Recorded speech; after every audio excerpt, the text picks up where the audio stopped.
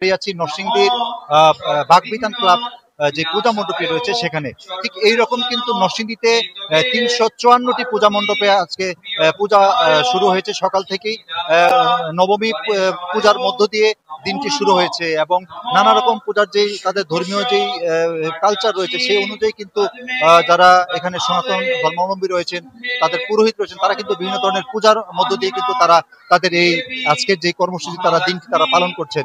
এখন চলছে অঞ্জলি বিতরণ। অঞ্জলির পরেই কিন্তু আনুষ্ঠানিকভাবে পূজা অর্চনার পর্বটি শেষ হবে। আপনারা লক্ষ্য করবেন আমার পেছনে কিন্তু এখনো কিন্তু অঞ্জলি যেই পূজাটি সেটি কিন্তু প্রায় শেষ পর্যায়ে রয়েছে। এখানে যারা পুরোহিত রয়েছেন তারা আমাদেরকে জানিয়েছেন আজকে এই যে অঞ্জলি দানের পরেই কিন্তু আনুষ্ঠানিকভাবে তাদের এই আজকে যে পূজার যে আনুষ্ঠানিকতা সেটি শেষ হবে। কিন্তু এর মধ্য দিয়ে কিন্তু শুরু হয়ে যাওয়ার পরে কিন্তু আজকে দেখতে পাচ্ছেন যে বিভিন্ন জায়গা থেকে বিভিন্ন এলাকা থেকে কিন্তু যারা ভক্ত রয়েছেন তারা কিন্তু হাজির হয়েছেন এবং অনেকেই এখানে এসেছেন, তারা পূজা দিচ্ছেন, অনেকে দেখছেন।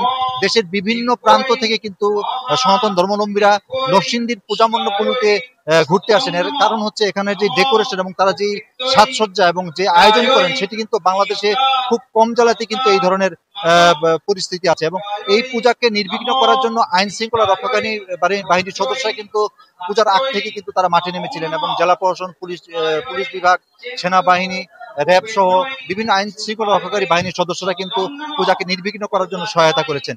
এই মুহূর্তে ঠিক আমার পাশেই রয়েছেন নরসিংদী পূজা উদযাপন কমিটির যেই ভারপ্রাপ্ত সভাপতি মাখন দাস। তিনি আমাদেরকে জানাবেন এই যে আপনারা যে পূজা পালন করছেন কোনো আপনাদের পরিস্থিতিগুলো কি?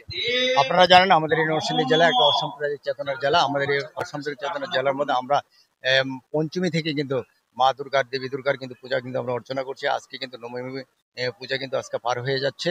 হ্যাঁ, একটু পরেই কালকে আগামীকাল আপনার দশমীর মধ্যে দিয়ে কিন্তু আমাদের এই পূজা সমাপ্ত হবে। কিন্তু আপনারা জানেন এই পূজার প্রস্তুতি হিসেবে আমাদের এই নরসিংদী জেলায় ব্যাপক আইন শৃঙ্খলা বাহিনী, আপনার জেলা প্রশাসন, পুলিশ প্রশাসন, আর্মি প্রশাসন, র্যাব, বিজিবি এবং আনসার বিজেপি সহ সকল এবং বিভিন্ন রাজনৈতিক নেতৃবৃন্দ সবাই কিন্তু তারা কিন্তু একদম ব্যাপক নিরাপত্তার চাদরে কিন্তু আমাদের এই নরসিংদী জেলাকে সর্বাত্মক সহযোগিতা করছে। আর আপনি জানেন যে আমাদের এই নরসিংদী জেলাতে এইবার অন্যান্য বছরের তুলনায় কিন্তু এবার কিন্তু পূজার সংখ্যা কিন্তু বেড়েছে। এবার ৩৫১টি পূজা কিন্তু রয়েছে যে আমাদের এই নরসিংদী জেলায়। এছাড়াও কিন্তু আরো এর সরকারিভাবে এবং এছাড়াও কিন্তু আরো ৫-৬টা পূজা কিন্তু মণ্ডপ কিন্তু তারা ব্যক্তিগতভাবে পূজা শুরু করেছে। তো আমরা বছরের তুলনায় এইবার গত বছরের তুলনায় এবার পরিস্থিতি আরো অত্যন্ত আনন্দ এবং উৎসবমুখর পরিবেশে কিন্তু আমরা কিন্তু পূজা উদযাপন করছি এবং কোনো রকম অপ্রীতিকর ঘটনার কিন্তু খবর এই পর্যন্ত আমাদের এই নরসিংদী জেলা নাই। আর আপনি জানেন এই নরসিংদী জেলা একটা অসাম্প্রদায়িক চেতনার জেলা। এই জেলা শুধু কোনো এই জেলার মানুষই কিন্তু শুধু পূজা কিন্তু দর্শন করে না, আমাদের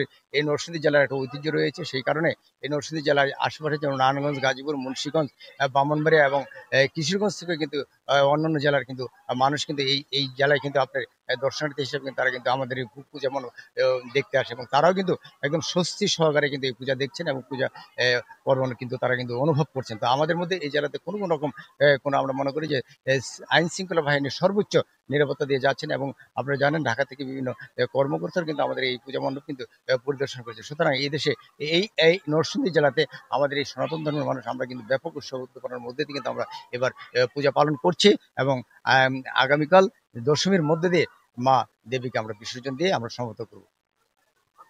যেমনটি এখানকার যে সভাপতি তিনি আমাদেরকে জানালেন যে নরসিংদী কিন্তু একটি অসাম্প্রদায়িক জেলা এবং এই জেলায় কিন্তু এখন পর্যন্ত সনাতন ধর্মাবলম্বী সব বিভিন্ন যে ধর্ম যারা রয়েছেন, ধর্মাবলম্বী যারা, তাদের কিন্তু কোনো রকম কোনো সমস্যা এখন পর্যন্ত হয় না। সহ অবস্থানের মধ্য দিয়ে কিন্তু এই নরসিংদী জেলায় সবসময় কিন্তু এই ধরনের পূজা মানে দুর্গাপূজা সহ অন্য ধর্মাবলম্বী যারা রয়েছেন তারা কিন্তু তাদের ধর্মকর্ম করতে পারছেন। আমরা আপনাদেরকে আরেকটু দেখাতে চাই, এর ভেতরে কিন্তু এই যে অঞ্জলি পর্ব যে শেষ হয়ে যাচ্ছে সেখানে কিন্তু যারা রয়েছেন ভক্তরা তারা কিন্তু ভিড় করেছেন সেখানে প্রসাদ নিয়ে এবং যেমনটি বলছিলাম যে বিভিন্ন জায়গা থেকে কিন্তু দর্শনার্থী যারা রয়েছেন তারা কিন্তু এখানে ভিড় জমিয়েছেন এবং আমরা চেষ্টা করব তাদের সাথে কথা বলার জন্য। আচ্ছা দাদা, এখানে এসেছেন কেমন দেখছেন? আমি আপাতত 3টা দেখছি এবং আরো দেখবো সামনে। এখন এটা দেখে খুব আনন্দ হয়েছে নিজেরা, খুব ভালো। আরো চেষ্টা করবো আমরা আপনাদেরকে আরো জানাতে যে এখানে যারা রয়েছেন তারা এখানে। আচ্ছা, আপনারা তো এখন পূজাটা শেষ করলেন, অঞ্জলি শেষ করলেন, কি চাইলেন? মা যাতে বছর বছর সবার জন্য সবার মঙ্গল রাখে, সবার জন্য আশীর্বাদ দিয়ে যায়, আমরা সেই প্রার্থনাই করি সবার জন্য। হ্যাঁ, অনেক ভালো লাগছে, অনেক ভালো লাগছে আজকের পূজা, অনেক ভালো লাগছে। আজকে নবমী পূজা গেল, মা চলে গেল, এই জন্য আমাদের দুঃখ। যেমনটি বলছিলেন, যারা ভক্ত যারা রয়েছেন তারা বলছেন কিন্তু যে আগামীকালকে বিজয়া দশমীর মধ্য দিয়ে কিন্তু পরিসমাপ্তি ঘটবে এবারে যেই দুর্গোৎসবের। তো এই ছিল আমার কাছে নরসিংদীর এই বাগবিতান ক্লাব থেকে পূজা অর্চনা।